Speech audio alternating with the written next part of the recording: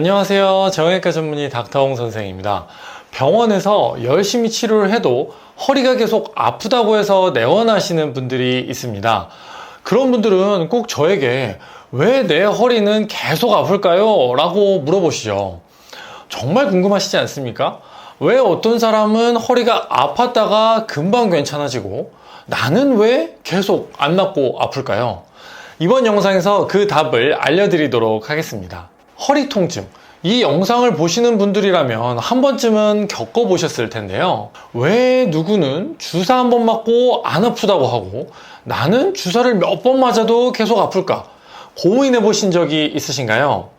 물론 이에 대한 답은 정말 여러 가지가 있겠지만 이번 영상에서 여러분들께 말씀드릴 부분은 바로 척추의 안정성에 대한 부분입니다.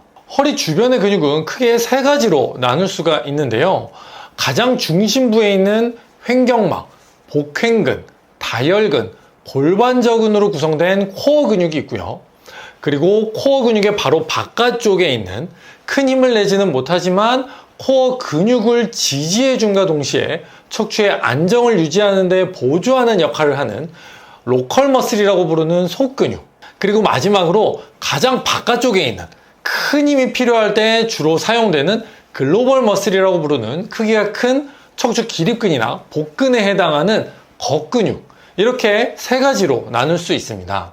허리가 아프지 않으려면 이 세 가지 근육이 서로 잘 조화를 이루면서 움직여야 하는데요. 두 가지 서로 다른 허리가 아픈 경우를 한번 생각해 보도록 하겠습니다. 어떤 분은 무거운 물건을 이렇게 들다가 허리가 삐끗한 경우도 있고요. 어떤 분은 별다른 일을 하지 않고 그냥 자고 일어났는데 허리가 아픈 경우도 있습니다. 먼저 무거운 물건을 들 때 다치는 경우를 생각해 보면, 무거운 물건을 들 때에는 기본적으로 코어 근육과 속근육이 함께 이렇게 활성화가 되어서 척추의 중심을 이렇게 단단하게 지지해 준 상태에서 겉에 있는 큰 근육들을 사용해서 무거운 물건을 드는 힘을 써야 하는데, 만약에 코어 근육이나 이 속근육이 상대적으로 약한 사람이라면 어떨까요? 이 척추의 중심이 잘 잡히지 않은 상태에서 겉에 있는 큰 근육을 이용해서 힘을 쓰게 되니까 중심에 있는 디스크에 이렇게 불안정이 생기면서 디스크 손상이 발생을 하거나 코어나 속근육에 손상이 발생하면서 허리 통증이 발생하게 되는 것입니다. 여러분들 허리 복대 아시죠? 복대를 생각해 보시면 조금 이해하시기가 쉽습니다. 우리가 허리가 아플 때 복대를 하고 일을 하시는 분들이 많이 있으실 텐데요.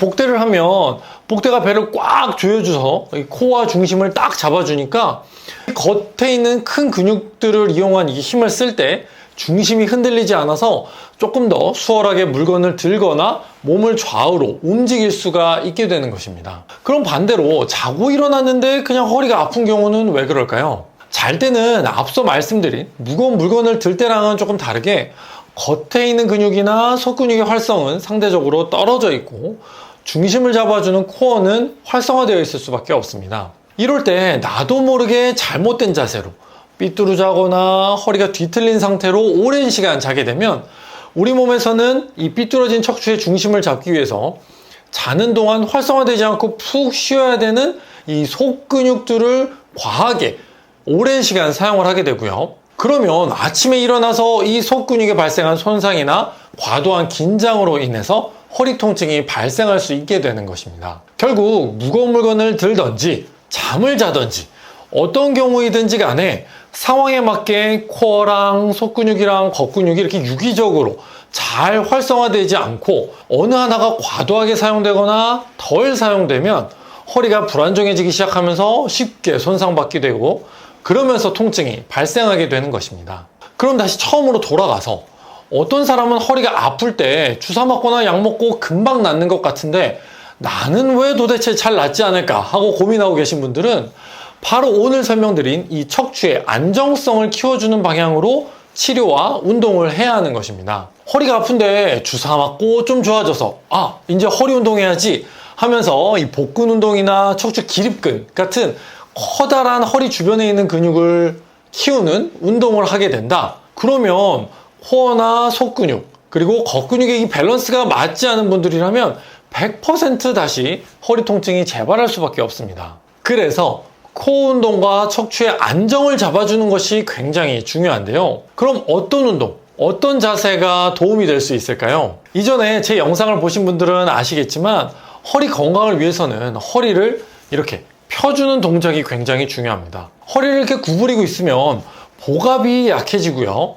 코에 긴장이 풀리게 되면서 척추에 불안정이 계속 발생하게 되는데요.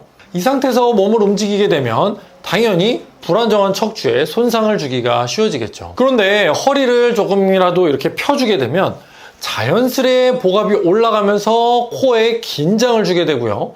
그러면 척추가 불안정해지지 않도록 잡아주는 역할을 해주기 때문에 저는 이전부터 일상에서 허리를 펴는 동작을 그렇게 강조했던 것입니다. 이 허리 펴는 동작을 굉장히 복잡하게 생각하시는 분들이 있는데 동작은 아주 간단합니다. 여러분들께서 평소 하시던 자세에서 허리를 조금만 펴고 몸을 약간 뒤로 젖힌다는 느낌이면 충분합니다. 다만 이 젖힌 상태에서 배에 살짝 힘을 주는 정도만 더해주시면 일상적인 생활에서도 이 척추의 안정을 유지해서 허리 통증을 줄이는 데 도움이 될 수 있습니다. 그런데 허리를 젖히는 자세를 강조하다 보니 과도하게 엉덩이를 뒤로 빼거나 과하게 젖히거나 아픈데도 허리를 젖히는 걸 참고 하시는 분들이 간혹 계시는데요. 이러면 오히려 통증이 더 생길 수 있기 때문에 절대 이렇게 하시면 안 되고요. 내가 유지할 수 있는 정도로 조금만 펴고 젖힌다.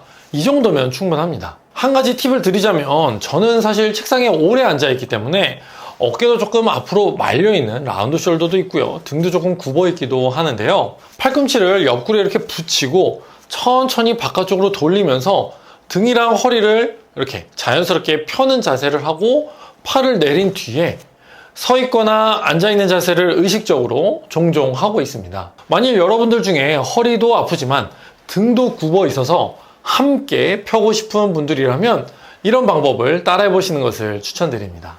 이번 영상에서는 허리 통증의 중요한 원인 중에 하나인 척추의 안정성에 대해서 말씀드렸습니다. 무리하지 않는 범위 내에서 허리를 펴고 걷는 것이 중요하다는 점 절대 잊지 마시고요. 그럼 저는 다음번에 더욱 좋은 영상으로 돌아오겠습니다. 감사합니다.